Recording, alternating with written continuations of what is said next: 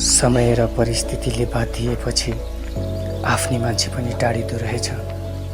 भगवानजी, हजुरलाई त राम्रोसँग थाहा छ कि म कस्तो खालको मान्छे हो भनेर। ओह्राली लागेको मृगलाई जसले पनि खेदाउँछ भन्थ्यो, हो रहेछ।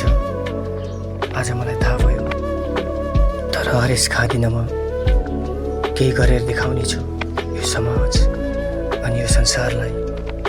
भगवानजी, शक्ति दिनुहोस् मलाई, ताकि म जस्तो सुकै परिस्थितिसँग पनि लड्न सकौँ, उभिन सकौँ।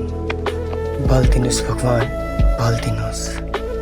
तर भगवान, जसले मलाई नराम्रो सोच्छ, तर उसलाई नराम्रो कहिले पनि नबनाइदिनुहोस्। सधैँभरि भरिपूर्ण नहोस् उसको, सधैँभरि राम्रो होस्, फलोस् फुलोस्, उन्न प्रगतिको शुभकामना। समय र परिस्थितिले बाधिएपछि आफ्नै मान्छे पनि टाढिँदो रहेछ। भगवानजी, हजुरलाई त राम्रोसँग थाहा छ कि म कस्तो खालको मान्छे हो भनेर। ओह्राली लागेको मृगलाई जसले पनि खेदाउँछ भन्थ्यो, हो रहेछ। आज मलाई थाहा भयो।